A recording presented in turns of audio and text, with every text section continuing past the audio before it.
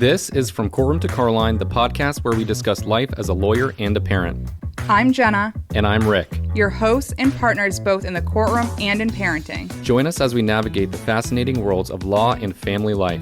Now, this is not legal advice, but in every episode, From Courtroom to Carline is a delightful blend of legal insight and parenting hilarity. Get ready for a roller coaster ride where law meets love and where the gavel meets the car line. Welcome to another episode of From Courtroom to Carline, a legal parenting podcast. Today on the show, we've got my good buddy EJ Thompson.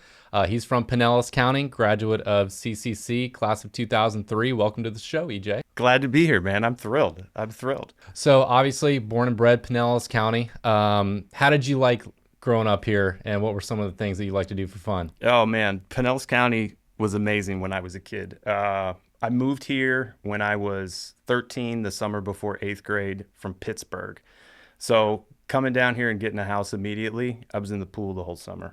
Got a tan, started playing some soccer, played soccer in high school. Always into music growing up, played multiple instruments, drums, bass guitar, saxophone. So when I came down here, it was sports, golf, and marching band. I was one of those guys. Now, the soccer team, you guys won the state championship one year. We did. When I was a junior, we won the states for CCC. I wasn't the most integral part on that team.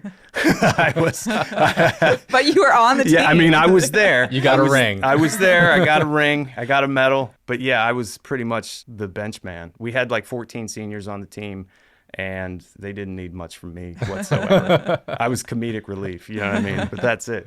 Okay. That's it. So I did the soccer thing, did the band thing in high school, really liked that. Played the drums, played at Disney, played at a bunch of different places. So of the two things that I did growing up, I'm proud of my hand-eye coordination and my athletic prowess, but I think I'm definitely more of a music guy. Okay. So that was kind of my upbringing. So music and fitness, I know one of the things that you did after graduating high school, you became a DJ. I got into college and was going to school to be a pharmacist, and that didn't go as planned. During that first year of college, I was actually trying to write and rap. So coming home and telling your folks that, hey, I'm not going to be a pharmacist, I would like to try to rap and pursue music, was not the best conversation to have. And they were semi-supportive. They know that I have rhythm and musical talent and ability, but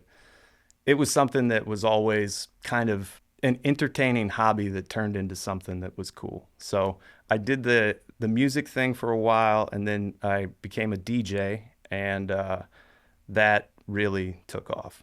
That was cool. So real quick, I remember Rick telling me a story about a time that he was in high school, and it was like a talent show, and Yes. he did a rap about the teachers or stuff about the school. Yes. Yeah. And he might have had a little bit of liquid courage, and I remember he told me he was asked to do it again, but obviously not with the little bit of courageous help, and he said it didn't come across as well, but it sounds like that was something that at least you guys had in common. Well, we grew up liking the same music, you know what I'm saying? 3-6 and Bone Thugs and all that kind of stuff that you grow up listening to as somebody in the late 90s and early 2000s. So I just tried to do a little more with that or appreciation than most people did, and very fortunate to meet some people that helped me out along the way. So I was surprised at how well it turned out. What was your life like during that time where the DJing really started to take off?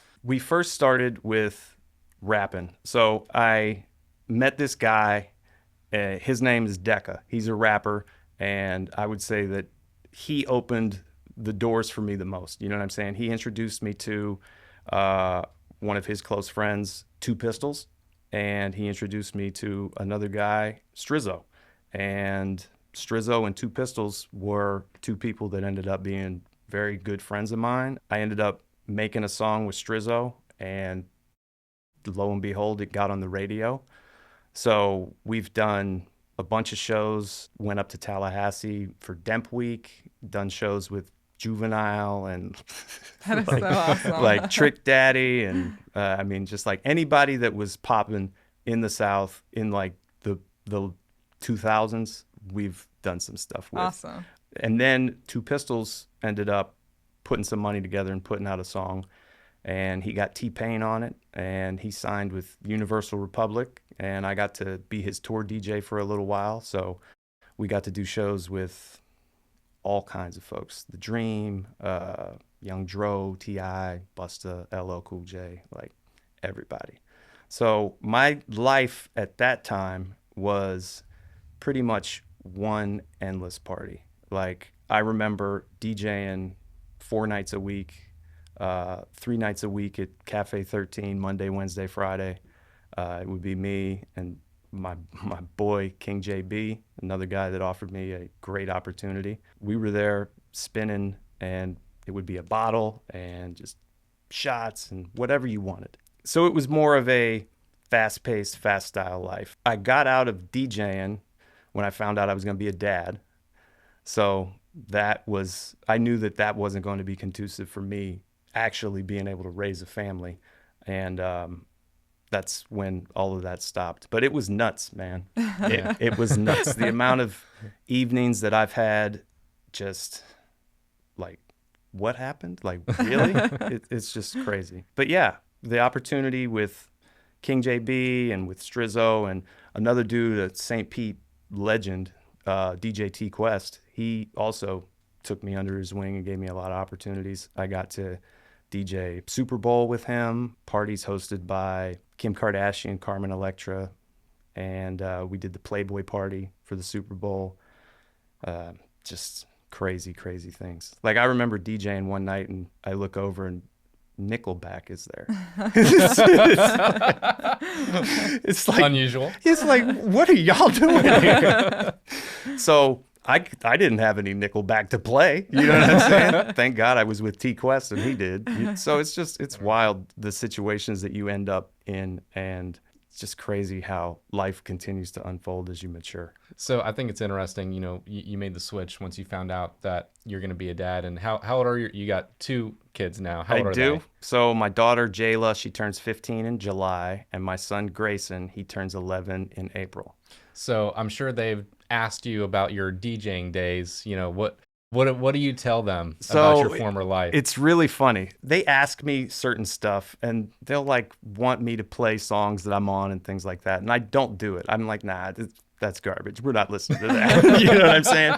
But then we'll bump into somebody out in public, and it'll be somebody that I know from then, and they always play me up very nicely to my kids. They're like, yo, your dad's a legend. It's always really cute. It's a nice ego boost every once in a while when you're out and about. It's great. That's great. Cool. They just see me as dad. You know what I'm saying? Like everybody else's kid, you're just dad to them. You're not cool. You're not cool. You know what I mean? You're never going to be cool. And I try my best to be cool. I really do. Like, I give her the new slang, and she hates that. She hates it so much. Every day is just trying to do the best you can as a dad, and that's all I can do now moving forward. So how did you pivot? Or what did you do to pivot from DJing into your next venture? So I realized that the DJ thing was really getting out of control. So I'm like, all right, I need to do something to kind of rein it in, give me some sort of responsibility. So I got a day job. And the first day job I got, I was working as a pharmacy tech. It's what I did in high school. So I'm like, I just need to do something to give me somewhere to be during the day, so I'm not getting into some crap that I shouldn't be getting into. So I got a job working as a pharmacy tech and delivering prescriptions. Eventually that turned into me managing that pharmacy. And from my experience in the nightlife, being around different variety of people and crowds and things like that, it's turned me into a pretty sympathetic manager and able to relate to a lot of different styles of folks. So I really credit my nightlife and my experience in that being able to be sort of a chameleon and talk to whoever I need to talk to. But yeah, that was the first idea of, okay, you can't just DJ, wake up at 5 p.m. and then like eat something and then go do it all over again. So got the day job, So when I had the news of me having kids, it was a seamless transition. It's like, all right, I got to do this, and then we'll figure out what's next. And I was 24. I was young for a dad. So I'm like, all right, I went to school to be a firefighter. I went to paramedic school. I went to fire school. Couldn't get a job because I had a DUI, and they couldn't insure me in the fire truck. So that stinks. did that, got my insurance license, and then I was doing insurance after that. I found I'm a pretty good test taker.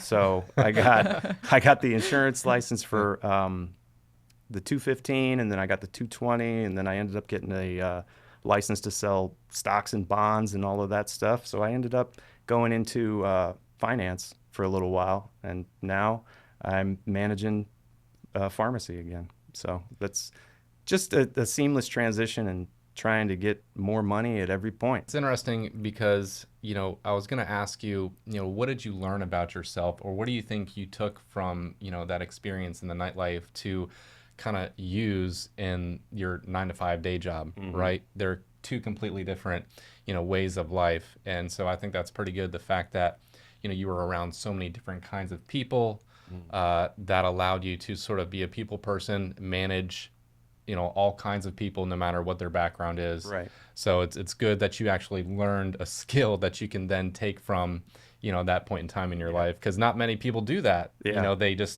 are there to have fun, and then that chapter of their life is over, and then they don't really know what to do next. Right. But you actually, got something from that and applied it going forward. It's super tough. I see a lot of my peers from the early 2000s still doing it. And there's some that are just wildly successful, and it's like, man, if I would have given it maybe 2 more years, could I have been that person? But then there's also guys that are doing it that are not wildly successful, and they look just worn down, man. Waking up and being in the nightlife, and you can only be up to 3 so many times, you know what I mean? Like, it's wild. So I was thinking about what other changes have happened in my life since I've done that music thing. I think I've heard enough music for like my whole life. Like, I don't want to listen to music. I don't want to listen to the radio. I'm wrapped out. If I'm listening to anything, it's R&B. But like, I don't want to listen to anybody tell me that they're the best rapper anymore. I'm good on all of that. I'm good on all of that. But it also really showed me, like, I shouldn't have been a rapper, right? Somebody marketed to get me to be that. And it was amazing to see it done. So I was behind the scenes and watched Strizzo put all the money into Sweat, and Speedy and everybody that was working with us at the time put all that money into that, and see what it, the results it garnered. So when Two Pistols came to do his song, I'm like, hey, this is what we need to do. This is how Strizzo laid it out, and this is what we got. The missing piece was this. He added that missing piece and had a top 5 song in the country. Marketing is very, very important, and I think that's something that Strizzo is a master in, and it's something that I've been able to pick up from him, plus just tremendous work ethic. You know what I mean? Just the grind of being able to go out and do something night after night. And the other thing I realized was I don't like DJing sober. So you're out drinking and you're like, oh, I love doing this. No, you love going out drinking. You don't love DJing when you're sober, because I did that for a little while and that was miserable. We watched recently on Netflix the documentary, the new one that came out about Avicii. Yes. And just incredible to see the life, right? Because I remember when I would listen to his music and I loved it, but you don't see the background of what goes into that, of, how that can affect somebody, being out on tour as often as he was. So I just remember, it puts a different perspective on the music when you see the documentary and what goes on behind the scenes. Being on the road as a touring artist is not fun. Like, you go and you think you're going to get to see things.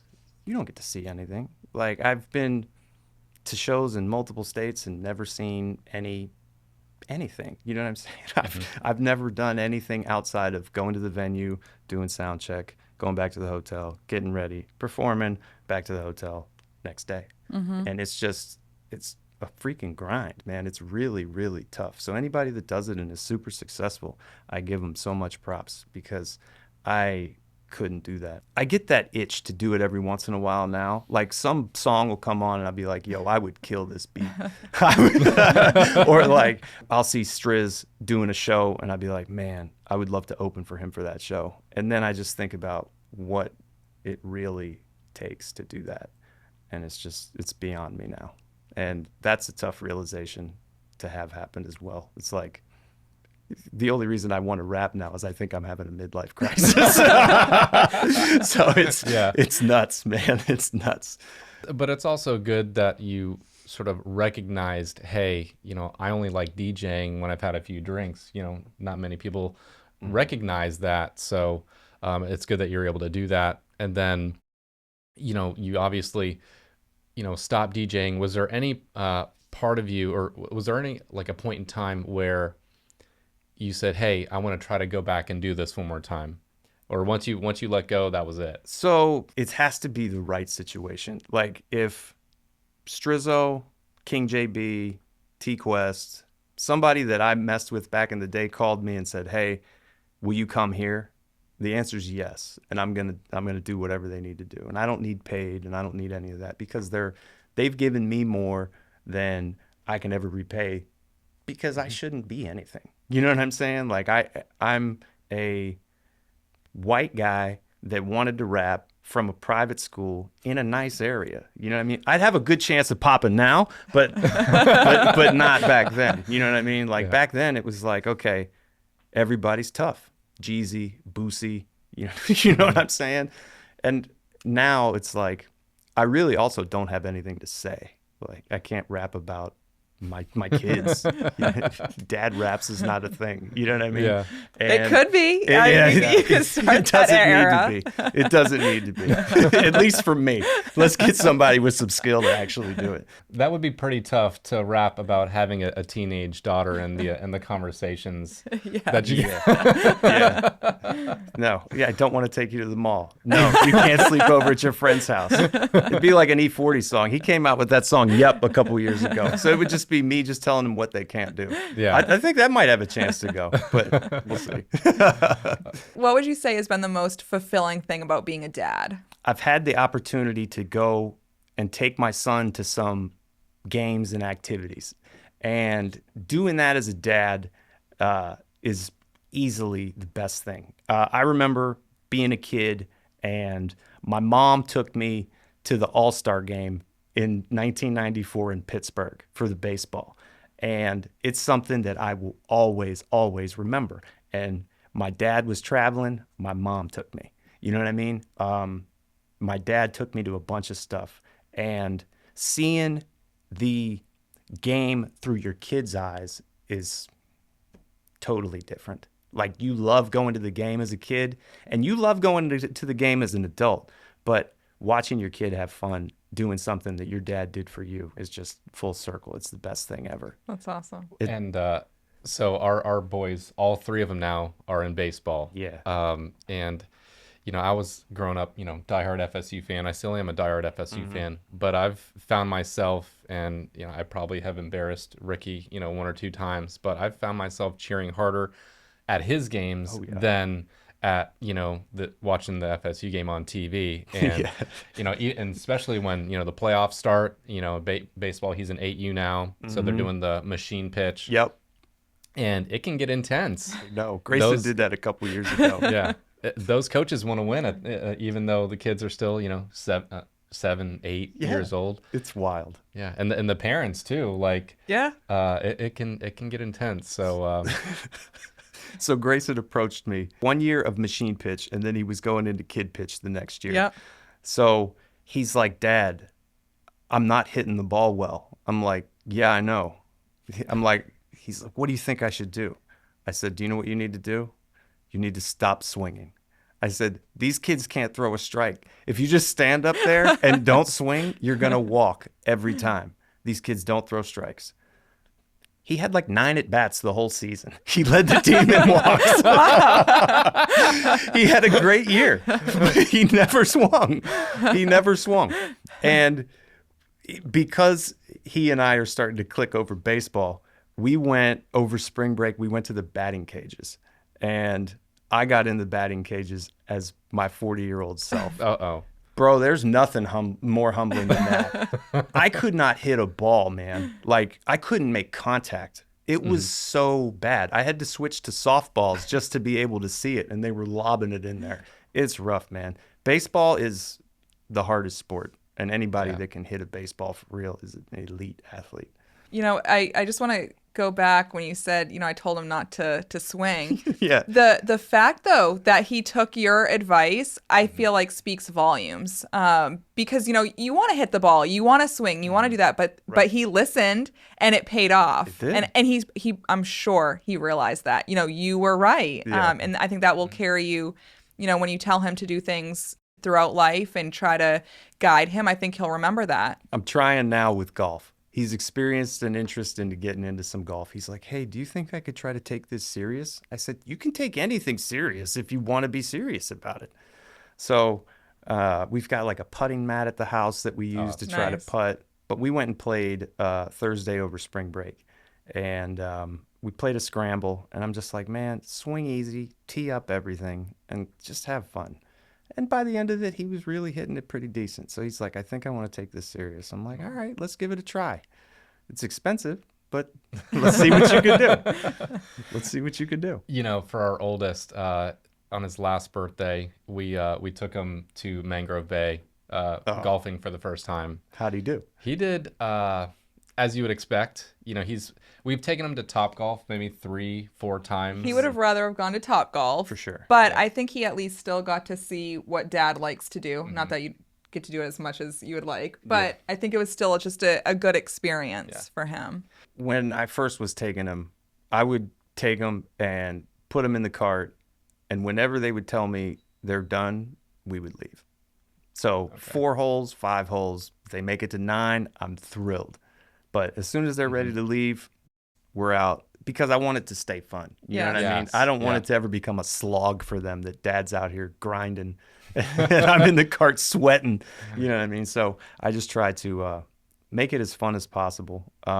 We go to the range every once in a while. And they get frustrated just like every other golfer does. It's a riot to see. Yeah. It's so funny. Like, they think they're good, and like they stink, just like I do. I'm like, yo, I'm good, but like I'm not good. So you just got to manage expectations, and I don't know. I try to make everything semi-fun for them. You can only do so much. I know. I think with golf, you know, we have fun when we're playing good. Yeah. But I think Ricky's still at that age where he doesn't have to be good to have fun. He can swing and miss 10 times, but you know, he'll it doesn't matter. Like, he'll just move on to the next. So I miss that innocence. Yeah. I wish I had that when I was playing.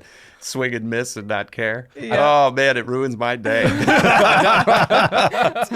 I think it's more so knowing that, hey, this is like something that, you know, my brothers haven't done. This is, you know, done for me. True. You know, so that's, I think, part of it as well. So talking about golf, what else have you also done revolving around golf? So I've got a golf podcast that I do with a couple buddies of mine.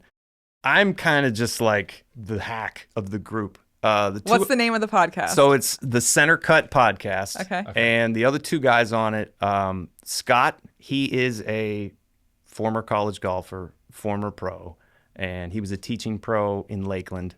Super, super nice, God-fearing guy. So he's always like, hey, we're going to do this. We're going to do this. I want to talk about the in-depth analysis of this. And I'm just like, let's talk about Saudi Arabia and live. You know what I'm saying? I just totally mess up what he wants to do. And he rolls with me every once in a while. And we it's been a minute since we put a podcast out. But everybody's super busy. The other guy on it is this guy named Pat. Pat also played college golf. And Pat works in the golf industry still. He's in like agriculture and things like that when it comes to golf course setup and making sure everybody. Yeah. So he's also a great golfer, and he's more of the he and I have a similar personality. So usually what happens is Scott tries to get into something serious, And then Pat and I'll ping pong back and forth until he's completely derailed. And then the podcast is off the rails and we need to start over. You know what I'm saying? But that's what makes a good podcast. I agree. You've gotta have the the conflict. Absolutely. Yes. Absolutely. Yes. So Scott, he's not a big Tiger fan. I don't get that. You know what I mean? I love Tiger, and like I don't care what happens, what Tiger's done. He's easily the best athlete I've ever seen, and he can do no wrong in my eyes. But he's like a Jack Nicklaus guy, which I mean, Jack's good, but he's not Tiger. Well, and just real quick, talking about Tiger, I know nothing about golf. I mean, I'm learning a little bit because of Rick, but before that, I even knew the name Tiger Woods, so it's just... Tiger's the man. He's the man. Yeah, but I think going back to when he won the Masters, I think it was 2019, I don't know who wasn't rooting for that. I think everyone wanted that to happen. I was glued to the TV. I was there. Wow. Really? I got the chance to go on Saturday. That is awesome. Yeah, I was there. So tell us about that experience. Dude, okay, so that was Casey Raybon and we went up to Augusta together. It's interesting. During that time, he had a lot of cool stuff going on. So a couple weeks before, he was asked to play in the Pro-Am at the Valspar. So he asked me to caddy. So I caddied for him, and we ended up playing with Patrick Reed, who's really good at the time. Has kind of a checkered, sketchy, off-the-course personality. So I was unsure about how it was going to go. Patrick Reed turned out to be the nicest guy we could have been with. He was so engaging and so this and that. The day after that was a Thursday, and I got a call from a pharmacist that I worked with and said, "Hey, I got tickets for something and I thought of you." I said, "Is it the Valspar?" Because I've already got tickets, because it was tomorrow. And he's like, "No, I got tickets to the Masters." I said, "Okay." He's like, "They're not free and they're not cheap."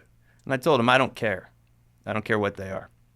So he gave them to me for face value, $115 a ticket, which was nothing. Yeah. So now I had to facilitate a place to stay. So I called Casey, and I'm like, "Hey, man, you want to go to the Masters?" He's like, "Yeah." I'm like, "We need to find a place to stay," because Augusta's booked up months and months in advance. We ended up staying at a family friend's house in South Carolina. It was like an hour away.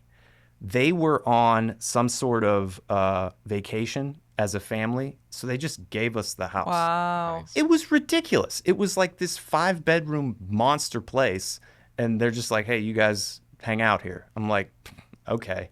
So we went out that night in South Carolina, and there was like one bar right down the street. So we go to this bar, we go in, and they're like, it was right after we got there. So it had to be like 4 or 5 in the afternoon. And the girl that's waiting on us tells us, "Hey, we've got a really good band coming here tonight." So I'm like, "All right." We go home, we change, we come back to the bar. She's got a table reserved for us. So we come in, we sit down, we close the bar out, and we go back to the house. And my plan is like, we got tickets for Saturday. I'm like, we got to get up, we got to get there, we got to get gear, we got to park, we got a whole bunch of stuff to do. So we're like, we're going to wake up early, 5, 6. We did not wake up early. We woke up had to be 8 maybe, got cleaned up, and then made the hour drive to Augusta. Walked in, and no phones. And once you walk in, you don't really see anything. So it's all kind of hidden behind this entire wall of trees. So you get past this first set of trees, and then you can it opens up like you're on TV, and it's breathtaking. So we go in, we buy all of the gear that we get, bunch of polos, bunch of hats to give to everybody. And they're like, "You can store it here in a locker." Casey didn't want to do that. So we're schlubbing these things all over the place. The other thing that's cool about Augusta is when you go there, there's really no grandstands. You have to bring a chair. So everybody brings a chair, and they just set it up where you want your chair to be, and then you leave it. If you go back and somebody's sitting in it, You just tap them, they get up, and they move. So you can go sit in anybody's chair at any point. We're really hungover. So we make our way. I'm like, yo, we have to try the pimento cheese, and we have to get like a beer right now. So we go and get a beer and a pimento cheese. And I was so hungover that I was almost gagging and throwing up on the pimento cheese on like the third hole. I'm like, oh, this is not the Masters. This is not the Masters experience I envisioned. So we walk over to the 16th, the par 3, the iconic par 3, and we sit down there, and this dude rolls up, hammered, and he falls down and he wipes out like 6 rows of chairs. And I look at Casey and I'm like, man, thank God that's not us. So we just continue. We end up following Rory for a little bit. We ended up catching up with Patrick Reed. His caddy recognized us from a couple weeks before, said awesome. hi. Cool. You know what I mean? It was great. We put our chairs on the 17th tee.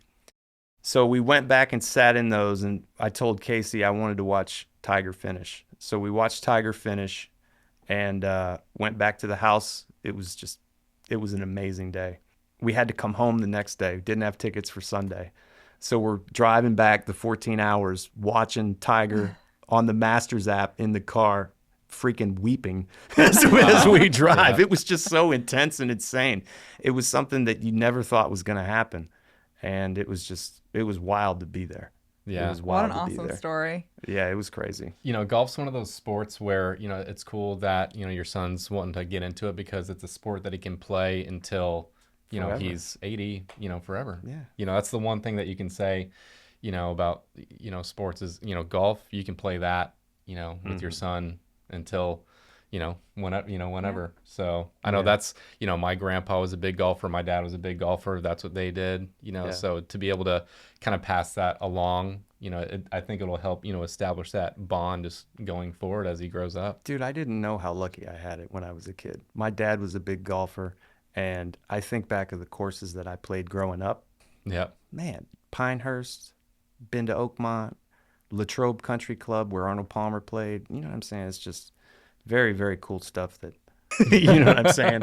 It's, if he likes it, great. Cool. Yeah, man. Well, EJ, it's been a pleasure to have you on the show. Really good stories. Yes, and, absolutely. I'm down to come back anytime, man. It's been a blast. You guys are doing a great job. The studio's awesome. Thank you. I can't be more impressed. As somebody that's podcasted once or twice, this is really impressive. This is really nice.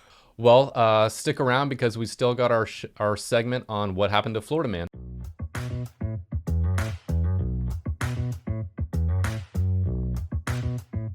All right, welcome back. So for this segment on what happened to Florida Man, we've got a case out of Volusia County.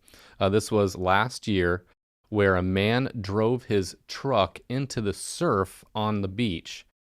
He was quickly asked by law enforcement what he was doing, and his response was, "It's not my fault the truck don't surf." The officer was very confused. They continued to have a conversation, which was all captured on body cam. That was quite entertaining. In the end, he was arrested, only charged with violating a local ordinance.